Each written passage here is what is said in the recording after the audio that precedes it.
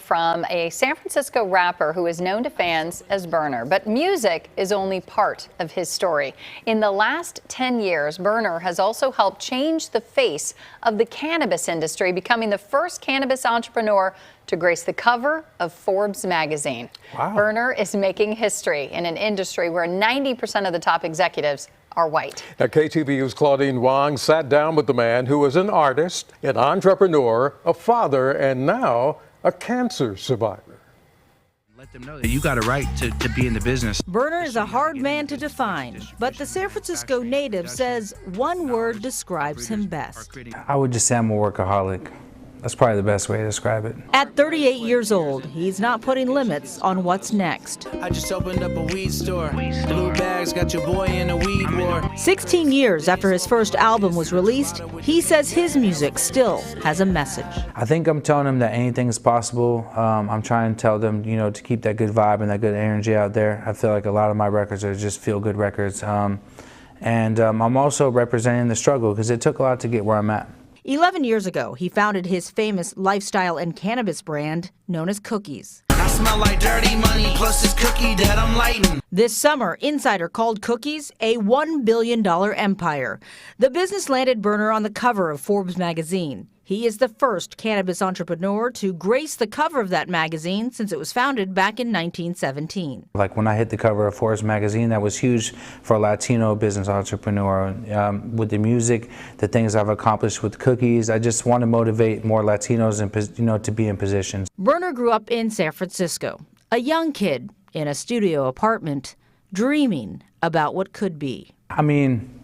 I grew up on top of a Mexican restaurant on Fillmore in California, and my father's, his family is all 100% Mexican. So I like to just say I'm Latino. That's where, when people ask me to break down, yes, I'm Mexican, Italian, but more kind of resonate with the Latino culture. Back then, he says there weren't a lot of people at the top who looked like him. But when I started getting to where I was going, and the number one thing I heard when I was out and about was, you motivate me. And when I look at my shows and I look at when I go around the world, I look at the people in the crowd, and a lot of them are Latino, and they say, you motivate me to start my business, to follow my dreams, to do music, to try to get in the cannabis industry. And when you look around the cannabis industry, there's not a lot of black and brown people. So I'm here as a face to motivate people to follow their dreams and to force their way in. When it comes to cannabis, Berner has always been in. Well, I fell in love with cannabis when I first tried it. His first job at 18 was in a dispensary.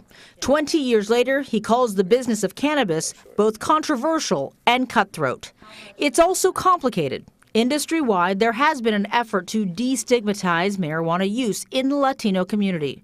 Stigmas born in part from how the U.S. has viewed and handled marijuana use, but also from policies dating back to the 1930s that negatively associated marijuana with Black and Hispanic communities.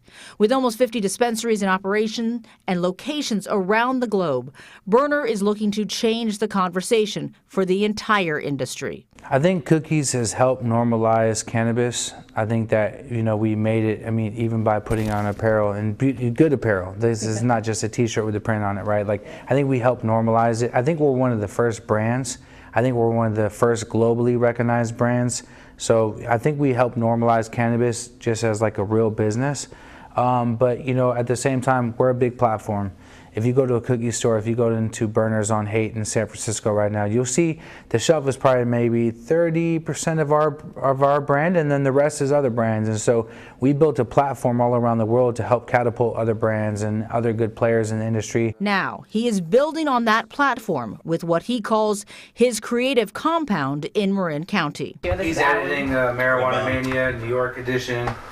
He's working on a commercial for Cookies. It's a place to continue his show, Marijuana Mania, support his cookie brand, his podcasts, and all his new projects. A place he found last year, just after he was diagnosed with stage 3 colon cancer. Honestly, when I got cancer, I bought this building. And it's because they say, for cancer survivors, it's really about your diet, it's about your health, but it's about purpose. So besides being a father, and I'm working on having another kid right now as well, but besides being a father, you have to have purpose to be here. And I feel like there's a saying that ride it while you're hot, ride it while you got it. I'm gonna ride the wave until it hits the sand. So as long as I got this momentum and I got this reach, I'm gonna do as much as I can with it. Today, he is cancer-free and says he is appreciating life more, trying to take more time for himself, his 15-year-old daughter, and the new baby on the way. But even now, he is committed to making sure his brand is a reflection of him. I decide which one I like, and then we pick them, and if I pick them, then we name them. Then we come up with design. So, Are you you decide? Yeah. Anyone else decide? no. Yeah. As long as I'm alive, I decide.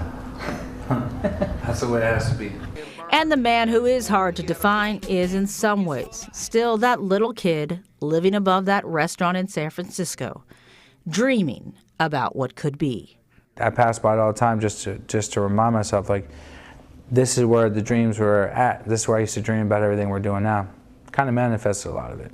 Claudine Wong, KTVU, Fox 2 News. Claudine, thank you. Berner says San Francisco is a big part of who he is, called it the birthplace of independent music. Now, he is also developing cooking shows, documentaries, even podcasts. Our KTVU website has more information on Hispanic Heritage Month. Just go to ktvu.com/Hispanic Heritage Month.